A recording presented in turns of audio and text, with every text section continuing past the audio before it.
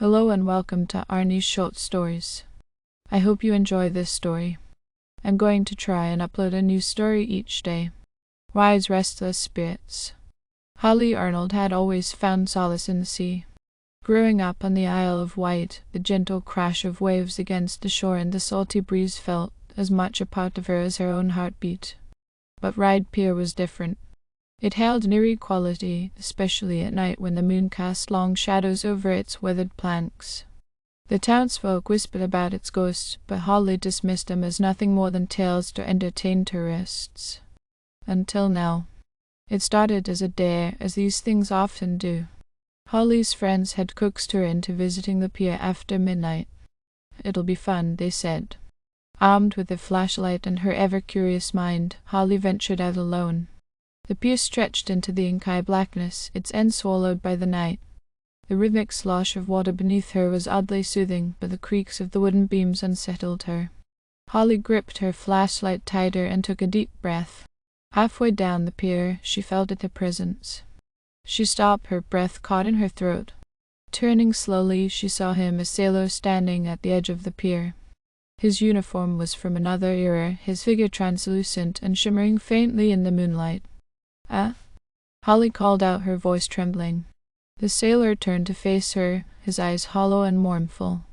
"I've waited so long," he said. Holly stepped back, her instincts urging her to run. But something about his sorrow rooted her in place. "Who are you?" "Lieutenant James Farr. Lost at sea in 1852. I cannot leave until I return to her." Holly's voice softened. Before he could answer, a cold gust of wind rushed past her, carrying with it the sound of weeping. Holly turned to see a woman further down the pier, dressed in Victorian clothing. She was seated on a bench, her face buried in her hands. Compelled by a mix of fear and curiosity, Holly approached her. "Are you all right?" The woman looked up. "He never came back. I've waited every night since, but he's lost to the sea." She looked back toward the sailor, who now stood at a distance, gazing longingly at the woman. "He's here," Holly said. "He's been looking for you too." The woman's eyes widened. "James," she whispered. Her form began to shimmer like his. Holly stepped aside as the two spirits moved toward each other. The air around them grew charged, and a faint glow enveloped the pier. When they finally embraced, a wave of warmth washed over Holly, and for the first time the pier felt peaceful. But the peace didn't last. A sudden scream pierced the night, echoing from beneath the pier. Holly's flashlight flickered as she spun around, searching for the source. From the shadows emerged another figure, crawling onto the pier with claw-like hands. This spirit was different. Its eyes burned with malice, and its twisted face bore a sinister grin. "You don't belong here," it hissed. Holly backed away, her pulse pounding in her ears. The sailor and his lover turned toward the malevolent spirit, their ethereal glow dimming in its presence. "She is under our protection," James said.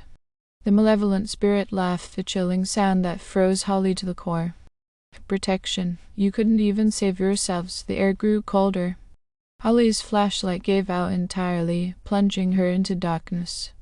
She could feel the pier trembling beneath her feet as the spirits clashed, their spectral forms swelling like smoke. "Ah, Holly, you must leave now." She hesitated. But when the malevolent spirit's eyes locked onto hers, she knew she had no choice. Turning on her heel, she sprinted back toward the shore, the sounds of the battle fading behind her. When she finally reached solid ground, she collapsed onto the sand, gasping for air. The pier loomed in the distance, dark and silent once more. Holly stared at it, half expecting the spirits to reappear, but they didn't. The next night, Holly couldn't resist the pull of the pier. Something about the unfinished story gnawed at her, a question unanswered. This time, she carried a small lantern instead of a flashlight, its steady flame giving her courage. As she approached the pier, the familiar chill crept over her. The lantern's glow illuminated the path as she walked farther than before. When she reached the place where James and the woman had reunited, she knelt down and placed a small bouquet of white roses. But for peace. The air seemed to shift, as if the pier itself sighed. Then came the sound of footsteps behind her. "Ah, Holly." She spun around, a lantern casting a warm glow on a new figure. This one wasn't translucent or glowing. It was a man, his face weary but kind, wearing modern clothes. You shouldn't be here. The pier spirits are restless tonight. There are others who, before he could finish, a shadow darted past them. The man grabbed Holly's arm, pulling her back. Come on, we need to leave. Wait, who are you? She demanded. They ran together, the growls and shrieks of unseen entities chasing them to the shore. When they finally stopped, the man turned to her, his face pale. My name is Daniel. I'm the researcher about the pier. I think we need to talk. Holly stared at him. She didn't know what to make of him, but one thing was clear. Her connection to Ryde Pier and its restless spirits was far from over. Thank you for listening. I hope you enjoyed this story. Please don't forget to like, and even better, like and subscribe. Thank you very much, and I hope you have a great day.